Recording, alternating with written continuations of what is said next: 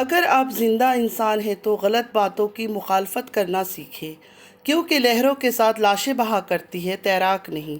अस्सलामु अलैकुम रहमतुल्लाहि वबरकातुहू my YouTube friends, welcome back to my channel. Hope कि आप लोग बिल्कुल ठीक ठाक है और आप सबकी दुआ से अल्हम्दुलिल्लाह मैं भी ठीक हूँ। और अल्लाह पाक से यही दुआ है कि आप लोग हमेशा सही सलामत रहे, खुश रहे अपने अपने घरों में अपने फैमिली के साथ। आमीन सुम आमीन। नमाज़ पढ़ा कीजिएगा, नमाज हम पर फ़र्ज़ है। सबसे पहले फ़लस्तीन वालों के लिए दुआ की रिक्वेस्ट करूँगी कि प्लीज़ प्लीज़ प्लीज़ फ़लस्तीन वालों को अपनी दुआओं में ज़रूर याद रखा करें। हमारी दुआओं की उनको बहुत ज़्यादा ज़रूरत है। अल्लाह पाक अपनी गैब से उनके लिए आसानियाँ फ़रमाए। आमीन या रब्बल आलमीन। अगर अभी तक आप लोगों ने मेरे चैनल को सब्सक्राइब नहीं किया तो प्लीज़ जल्दी से लाइक सब्सक्राइब शेयर कर लीजिए और बेल आइकन को क्लिक करना बिल्कुल भी मत भूलिएगा। बेल आइकन क्लिक करने से ये होगा कि जब भी मैं कोई वीडियो अपलोड करूँगी सबसे पहले नोटिफिकेशन आप लोगों को मिलेगा। चलिए स्टार्ट करते हैं आज का रिएक्शन। और आज का रिएक्शन को बिल्कुल मिस मत कीजिएगा, मुझे लगता है आप लोग को मज़ा ज़रूर आएगा, क्योंकि आज मैं काफ़ी चीज़ों के ऊपर बात करने वाली हूँ।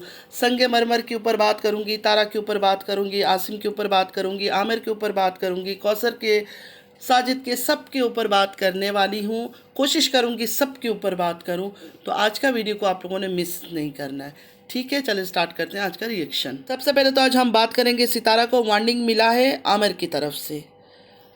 आसिम ने अपने ब्लॉग में ये बताया कि आज हम बात करेंगे सितारा बाजी और आमिर भाई के बारे में। तो सितारा बाजी और आमिर भाई कोई गर्लफ्रेंड बॉयफ्रेंड तो नहीं है, हस्बैंड वाइफ भी नहीं है, रिश्तेदार भी नहीं है, कुछ भी नहीं है, दूर के रिश्ते, मतलब कौसर के भाई लगते हैं। तो मुझे नहीं लगता कि ख़ास उनसे कोई सितारा का कोई कनेक्शन होना चाहिए। लेकिन आमिर का ये वार्निंग था, ये एक साइलेंट वार्निंग था।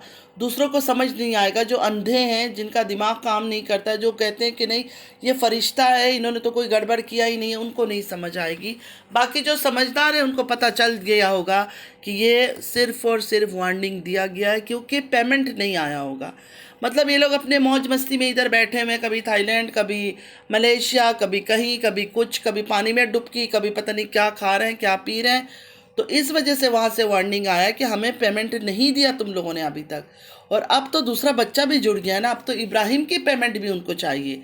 पहले तो सिर्फ कौसर की पेमेंट करना होता था कि कौसर जो काम कर रही है उसके बदले, लेकिन अब तो इब्राहिम का रोल भी आ गया ना, तो उसके लिए भी पैसे लेते हैं वो लोग अलग से। मतलब ये जो आसिम का थंबनेल था ना, ये कोई मामूली थंबनेल नहीं था, ये एक साइलेंट मैसेज था। ये साइलेंट मैसेज भेजा गया है तारा को, वार्निंग भेजा गया तारा को, रिमाइंडर भेजी गई है कि पैसे भेजो। तुम लोगों ने अगर पैसे नहीं भेजा तो आमिर अपना मुंह खोल देगा। आमिर जो है वो कौसर का भाई है, जो तारा ने भावलपुर में घर लिया हुआ है वहाँ वो रहता है, ठीक है। और ये बच्चा भी मैंने एक दो जगह से सुना है कि वो आमिर का बच्चा है। तो बात ये हो गई है कि कौसर के साथ साथ अब इब्राहिम की भी पेमेंट उनको देना पड़ता है, ठीक है। मतलब ये तो नहीं है कि एक सैलरी पर दो दो इंसान काम करेंगे। मतलब वो बच्चा भी अगर इनके साथ रह रहा है, उठ रहा है, बैठ रहा है, उसको दिखाया जा रहा है, तो आमिर उसका भी पैसा लेता होगा। आई थिंक 15 दिन या 16 दिन या 15-16 इस तरह का कुछ हो गए जो ये लोग इंटरनेशनल ट्रिप के लिए निकले हैं। तो कितना दिन उन्होंने कौसर से बात किया, मतलब साजिद ने कितनी बार कौसर से इन 15 डेज़ में बात किया? एक दिन शायद बात किया हो, शायद, मुझे नहीं पता, मैं श्योर नहीं हूँ। आप लोगों से पूछ रही हूँ, अगर आप लोगों ने देखा है, मैंने देखा नहीं है, मुझे नहीं पता। किसी ने मुझे बोला कि एक दिन शायद बात की थी। लेकिन कल के थंबनेल देखने के बाद और वीडियो अपलोड होने के बाद आसिम का, आज फ़ौरन साजिद ने कौसर से बात कर ली। मतलब बात तो कुछ नहीं किया, 2 मिनट 4 मिनट भी नहीं दिखाया, 1 सेकंड बस कौसर की शक्ल और कौसर के बच्चे की शक्ल दिखाया। पता नहीं कौसर अपनी ज़बान में क्या बोल रही थी, और बस ख़त्म हो गया। मतलब दिखा दिया लोगों को कि आज मैंने कौसर से और इब्राहिम से बात की है। मतलब पेमेंट तो इन्होंने करना ही था, हर कीमत पे करना था। इन्होंने पाकिस्तान तो लौट के जाना, यहाँ तो हमेशा के लिए नहीं रुकेंगे। लेकिन ये है कि अपने मौज मस्ती में, मतलब घूमने फिरने के चक्कर में भूल गए थे, शायद पेमेंट लेट हो गया। तो वो देखे थोड़ा भी इंतज़ार नहीं करते, फ़ौरन वो लोग सिग्नल दे देते हैं कि जल्दी जल्दी पैसे भेजो। मतलब साफ क्रिस्टल क्लियर यहाँ नज़र आ रहा है कि वो लोगों ने इसको धमकी दिया, क्योंकि वीडियो के अंदर तो कुछ भी नहीं था। वीडियो के अंदर तो आमिर कह रहा था कि बाजी गई है, अच्छे अच्छे ब्लॉग बना रही है सितारा बाजी, और अभी आमिर भाई यहाँ आ गए, आमिर भाई भी मेरे साथ वीडियो बनाएंगे। मतलब ये भी एंड में से ये भी साइलेंट मैसेज दे दिया कि आमिर भाई यहाँ आ चुका है, हम लोग साथ हैं। तो यहाँ से, क्योंकि आमिर का मेरे ख्याल में अलग कोई चैनल वगैरह नहीं है, इसी चैनल के थ्रू ये लोग जो भी करना है आसिम के पास जो है इसी के थ्रू करते हैं। तो ये एक मैसेज था, साइलेंट मैसेज उन तक, कि अगर तुम लोगों ने अभी भी पेमेंट नहीं दिया, नहीं भेजा, तो फिर आमिर और हम मिलकर तुम्हारे भांडा फोड़ेंगे। और इसका जो घर है इस्लामाबाद में, वो 100% अभी खाली है। देखिए वो एरिया सेफ़ है, उसमें कोई चोरी डकैती मेरे ख्याल में उस तरह की चीज़ें नहीं है, वो सेफ़ एंड सिक्योर इलाका है। तो उसका घर बंद पड़ा हुआ होगा, कोई आके 15 दिन में, हफ्ते में देख लेता होगा, वरना अभी सब गांव में होंगे। कौसर भी, रमज़ान की बीवी भी, बहन भी। मुझे नहीं लगता कि इतना बड़ा घर इनके हवाले सिर्फ छोड़ के ये चली जाएगी। तो ये लोग अभी विलेज में, जिस दिन ये लोग पहुंचेंगे पाकिस्तान, तारा एंड फैमिली, उससे एक दिन पहले उनको बुला लेंगे कि आके घर के अंदर बैठ जाओ। क्योंकि कौसर को इसलिए बुलाना भी ज़रूरी है कि कौसर को लेकर ड्रामे भी तो करने हैं ना, अभी तो बहुत ड्रामे करना है, बिलों का ड्रामा होना है, बिल इतने आ गए हैं और साजिद ने हमें टाइम नहीं दिया, साजिद का दिल इधर पाकिस्तान में पड़ा हुआ था, कौसर के साथ बातों में पड़ा हुआ था। हालांकि हम सब ने देखा है कि फुल टाइम वो आदमी ड्यूटी दे रहा था, इसका घूमना फिरना हर जगह पर। अच्छा, काफ़ी बहनों का मुझे मैसेज आया था कि इसने ड्रिंक किया, क्रूज़ पे बैठकर इसने ड्रिंक किया अपने बच्चों के साथ, खुद भी पिया और अपने बच्चों को भी पिलाया। इस पर मैं क्या कहूँ, अगर इसने जानबूझ के पिया है और अपने बच्चों को भी पिलाया है तो गुनाह किया है, और गुनाह की सज़ा अल्लाह पाक देने वाला है। मैं सिर्फ बोल सकती हूँ और कुछ कर नहीं सकती हूँ। और अगर अनजाने में इसने चख लिया या कुछ, तो फिर अल्लाह बहुत बड़ा है, अल्लाह माफ़ कर देता है गलतियों को, अनजाने में की गई गलतियों को। इतना मुझे याद है कि साजिद ने नहीं पिया था। जब मैंने इसकी वीडियो दोबारा जाकर देखा, साजिद ने वो जूस जो ड्रिंक था ग्लास में वो नहीं पिया था। साजिद ने बोला मुझे नहीं पसंद है, तो तारा ने साजिद वाला लेकर भी पी लिया। मुस्तफ़ा ने पिया, मुस्तफ़ा ने बोला थोड़ा कड़वा है, लेकिन उसने पी लिया। तैयबा ने नहीं पिया और आयत तो छोटी थी, उसका तो दिखाया नहीं है। बहरहाल अपने शौहर से लेकर भी दूसरा गिलास वो पी गई थी। अब मुझे नहीं पता, अल्लाह आलम, कि उसमें ड्रिंक था या कुछ मिला हुआ था या नहीं था, वो उसको पता होगा और अल्लाह को पता होगा। तो इस पर मैं ज़्यादा बात नहीं कर सकती हूँ। और रही खाने की बात यह है कि सारे चीज़ें टेबल में लगा हुआ था और ख़ुद भी जाके फ्रूट्स वगैरह, डेजर्ट वगैरह लेकर आई थी। और बाद में फिर साजिद ने ये बोला हाँ ये सब अच्छे नहीं है, तो इसने बोला फिर फ्रेंच फ्राइज अच्छा लग रहा है वो खा लो। अब मुझे नहीं पता कि उन खानों को इन्होंने चखा नहीं चखा। हाँ, शुरू में तारा भी टेबल पे बैठ के ये कह रही थी कि हराम है या हलाल है, पूछना पड़ेगा, लेकिन किस से पूछे, वहाँ किसी को इनकी ज़बान नहीं आती। जब जहाँ से डेजर्ट ले रही थी वहाँ भी एक औरत से इसने कुछ पूछा, वो बेचारी बोल ही नहीं पाई, मतलब उसको इंग्लिश भी सही से नहीं आ रहा था। उसने क्लियर बोल दिया कि मुझे नहीं पता ये क्या चीज़ है। फिर भी मैडम टेबल पे उठा के ले आई, फ्रूट्स था या पता नहीं कुछ अजीब व गरीब किस्म के छोटे छोटे चीज़ थे, वो लेकर आ गई थी।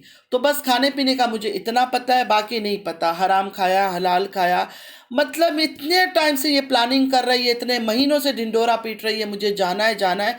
लेकिन जिस तरह ये गई है ना, बिल्कुल जाहिलों की तरह गई है। इतने पैसे अगर तुमने खर्च कर लिया या कुछ भी, या जिसने तुम्हारे ऊपर खर्च किया, किसी ने अगर स्पॉन्सर भी किया इसको और इसको घुमा फिरा रहे हैं, तो फिर भी उनको चाहिए था कोई टूर गाइड इनको पकड़ के दे दे। अगर एक टूर गाइड इनके साथ होता ना, तो सारा चीज़ें प्रॉपर वे से हो जाता, इतनी परेशानी नहीं आती।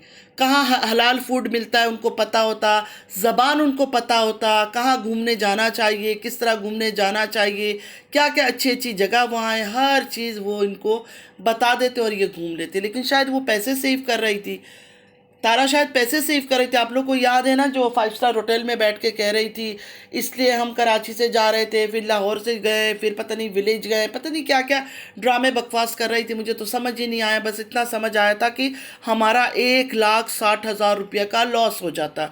तो शायद वही घूमने फिरने गई, खर्च तो हो रहा है। देखिए, खाना पीना, घूमना फिरना, हर चीज़ में खर्च हो रहा है।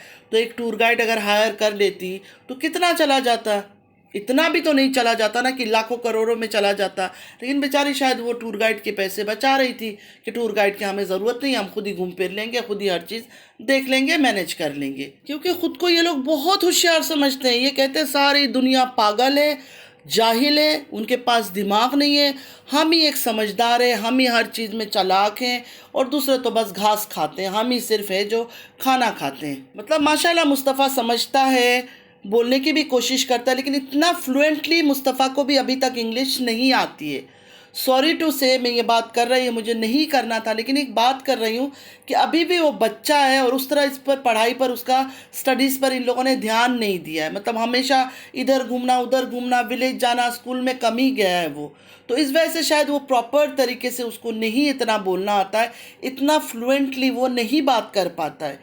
तो इस वजह से इस टाइम पर इनको, अगर कोई बाहर आउट ऑफ कंट्री जा रहा है तो 100% उसको किसी टूर गाइड की ज़रूरत है कि हर चीज़ को गाइड कर करके बताए कि यहाँ जाओ, इस टाइम पे यहाँ जाने से अच्छा है, उस टाइम पे यहाँ जाने से अच्छा है, यहाँ अच्छा खाना मिलेगा, यहाँ हलाल खाना मिलेगा। लेकिन नहीं, इन्होंने तो मुस्तफ़ा को पता नहीं क्या समझ रखा है, मतलब पता नहीं क्या समझा हुआ है। सही तरीके से उस बच्चे का पढ़ाई लिखाई एजुकेशन पे इन्होंने ध्यान नहीं दिया। वरना माशाल्लाह वो जितना बड़ा है, और सच में अगर जिस तरह अच्छे स्कूलों में मैंने कई बार सुना कि वो पढ़ता है, तो बहुत अच्छे तरीके से अभी फ्लुएंटली उसको बोलना होता। अभी भी वो थोड़ा सा अटकता है, रुकता है, क्योंकि वो प्रॉपर तरीके से स्कूल ही नहीं किया है। कभी इधर स्कूल, कभी उधर स्कूल, कभी माँ घूमने पे फिरने में, कभी माँ के ड्रामे, कभी खाला के ड्रामे, कभी कौसर के ड्रामे। इन ड्रामों के चक्कर में बच्चों की पढ़ाई लिखाई बहुत मिस हुआ है। मतलब वो बच्चा इंटेलिजेंट है, बहुत इंटेलिजेंट है, अगर उसको सही प्रॉपर पढ़ाई लिखाए तो कुछ बन सकता है वो। लेकिन वो तो यूट्यूब के चक्करों में ही डाल रही है ना उनको। चलिए आप बात कर लेते हैं, तारा इंडिया क्यों जाना चाहती है। तारा इसलिए इंडिया जाना चाहती है, तारा की एक बहुत बड़ी डिज़ायर, मतलब तारा की एक बहुत बड़ी ख्वाहिश अधूरी रह गई है। सऊदीया जब तारा गई थी तो तारा और तारा की जो बड़ी बहन है सलमा, दोनों ने मिलकर बहुत कोशिश किया, बहुत मॉल्स में फिरते रहे कि वो चीज़ें मिल जाए। वो ना वो ड्रेस मिला, ना वो ज्वेलरी मिली, कुछ भी उनको मिला नहीं है। वरना उनका 100%, 100 नहीं 1000% ये था कि हम उम्रा से आ जाएं, आने के बाद तारा का वो लुक क्रिएट करेंगे। लेकिन अफसोस की बात है कि वो कपड़े ना मिले, ना वो ज़ेवरात मिले, ना ज्वेलरी मिली, ना ड्रेस मिला, कुछ भी नहीं मिला। तो तारा वो चीज़ बन नहीं पाई। चलिए मैं ही बता देती हूँ, हो सकता है आप लोग भूल गए हो सकता है बहुत नए नए लोग हों यहाँ। तारा जब फर्स्ट टाइम सऊदीया गई थी उम्रा करने के लिए, तो उम्रा के जब एहराम वगैरह ले रहे थे, उस टाइम पर दोनों बहनों ने मिलकर अनारकली का कपड़े ढूंढ रहे थे, अनारकली का गेटअप ढूंढ रहे थे कि सेम तरह से कपड़े हो, ज्वेलरी हो, जैसे अनारकली थी। अनारकली कौन है मुग़ल आज़म की, वो मुझे बताने की ज़रूरत नहीं है, 100% आप सबको पता होगा। तो उम्रा जैसे नेक पाक जगहों में, जिसके लिए हम रोते हैं, तड़पते हैं, अल्लाह से दुआएं मांगते कि अल्लाह ताला हमें बुलाए, लेकिन कई लोग ऐसे दुनिया से चले जाते हैं, उनकी नसीब नहीं होती है। लेकिन इन लोगों को अल्लाह ताला ने बुलाया, और एक जो बड़ी बहन है इनकी, उनको तो वहाँ ही रखा हुआ है। लेकिन उनकी सोच देखे, एहराम वगैरह ख़रीदते हुए ये लोग ये सोच रहे थे कि अब ये चीज़ें तो हमने ख़रीद लिया, हमें उम्रा के लिए जा रहे हैं, तो साथ ही साथ मुग़ल आज़म की जो अनारकली है वो बनना है हमारी तारा जी को। तो दोनों बहनों ने, बड़ी बहन और छोटी बहन, दोनों बहनों ने मिलके बड़ा तलाश किया अनारकली का लिबास, अनारकली के कपड़े, अनारकली की ज्वेलरी, लेकिन वहाँ किसी मॉल्स में वो सब चीज़ें मिला नहीं। अब मुझे नहीं पता कि तारा ने कौन सी सॉन्ग पे डांस करना था, कौन से सॉन्ग पे रील बनानी थी अनारकली का।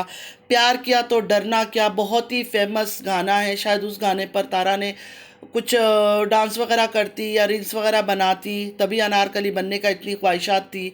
बड़ी बहन भी जिद्दोजहद कर रही थी कि मेरी बहन की ये सब चीज़ें मिल जाए अनारकली बनने का। हालांकि अनारकली कौन है, एक नाचने वाली थी, अनारकली एक नाचने वाली थी। उम्रा जा रहे हैं दोनों बहनें, लेकिन दिलो दिमाग में ये था कि उम्रा से आने के बाद फ़ौरन अनारकली बनना। ये इनकी सोच है, कितनी गिरवी सोच है इनकी। इसलिए मैं आप लोग को हमेशा कहती हूँ कि सऊदीया में रहने का मतलब नहीं है कि कोई सिर्फ नेक पाक हो गया। सऊदीया में हर किस्म के लोग रहते हैं।